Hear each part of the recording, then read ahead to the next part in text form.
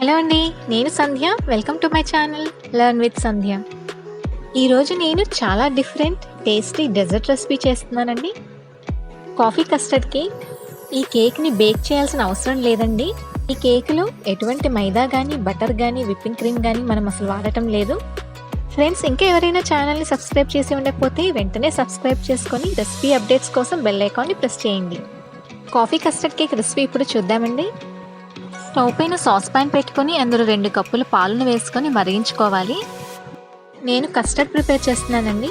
3 table స్పూన్ల పంచదారను వేసి కలుపుకోవాలి. ఒక బౌల్లో 1/2 కప్పు కస్టర్డ్ పౌడర్ని వేసుకొని అలాగే 1 టేబుల్ స్పూన్ మిల్క్ పౌడర్ని వేసుకోవాలి. కొద్దిగా మిల్క్ని వేసుకొని ఇలా నేను కలుపుకున్నానండి. పాలు కూడా బాయిల్ అయ్యాయండి. షుగర్ కూడా కరిగిపోయింది. ఇప్పుడు మనం కలిపి పెట్టుకున్న ఈ కస్టర్డ్ స్లరీని ఇందులో కొద్దిగా వేసుకుంటూ కలుపుకోవాలి. కస్టర్డ్ పౌడర్ని ఇలా ముందుగానే పాలలో వేసుకొని కలుపుకొని వేసుకుంటే ఉండలు కట్టకుండా వస్తుందండి. ఒక 3-4 నిమిషాల పాటు ఈ మిశ్రమాన్ని ఉడికించుకోవాలి. కస్టర్డ్ మనకి రెడీ అయిపోయిందండి. 1 కప్పు నీళ్లు వేసుకొని మరిగించుకున్నానండి.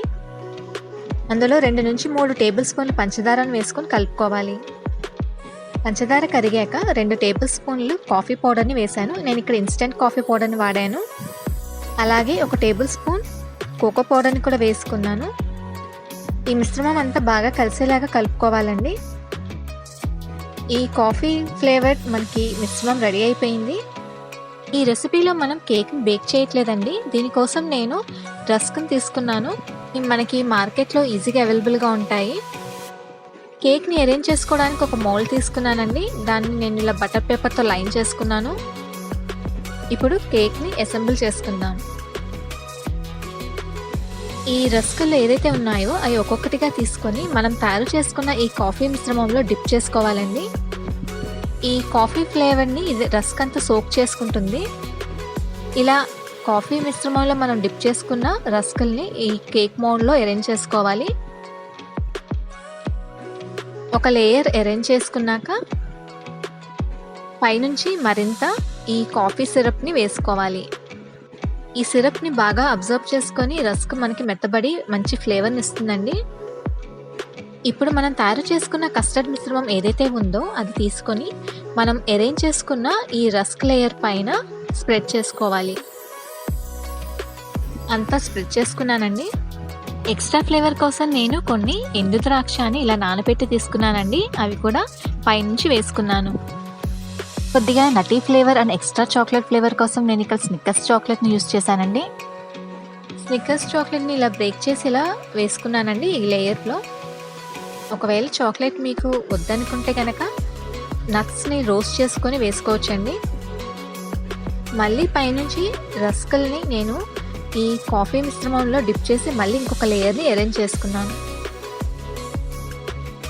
సేమ్ ప్రాసెస్ అండి. మళ్ళీ పైనుంచి కొద్దిగా సిరప్ని మనం పోర్ చేసుకోవాలి. తర్వాత కస్టర్డ్ లేయర్ని వేసుకోవాలి. కస్టర్డ్ని స్ప్రెడ్ చేసుకున్నాక పైనుంచి కొద్దిగా సోక్ చేసుకున్న ఎండు ద్రాక్షని కూడా వేసుకున్నాను. అలాగే కొద్దిగా స్నిక్కర్ చాక్లెట్ని కూడా నేను బ్రేక్ చేసి ఇలా వేసుకున్నానండి. ఎక్స్ట్రా పంచ్ కోసం నేను కొద్దిగా కోకో పౌడర్ని పైనుంచి ఇలా డ్రిజిల్ చేసుకున్నాను.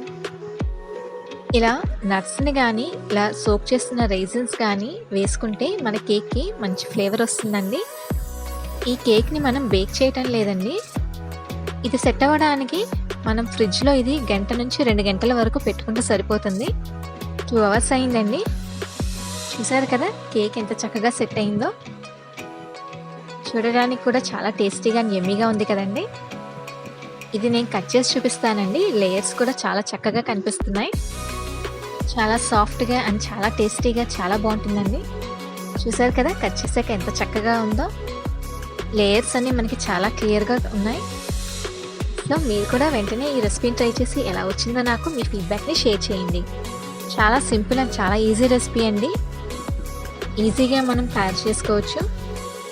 ఫ్రెండ్స్, ఇంకా ఎవరైనా ఛానల్ని సబ్స్క్రైబ్ చేసి ఉండకపోతే వెంటనే సబ్స్క్రైబ్ చేసుకోండి.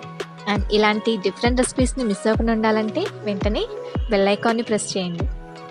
ఒకవేళ కనుక మీకు నా వీడియోస్ నచ్చినట్లయితే వీడియోని లైక్ అండ్ షేర్ చేయడం మాత్రం మర్చిపోకండి.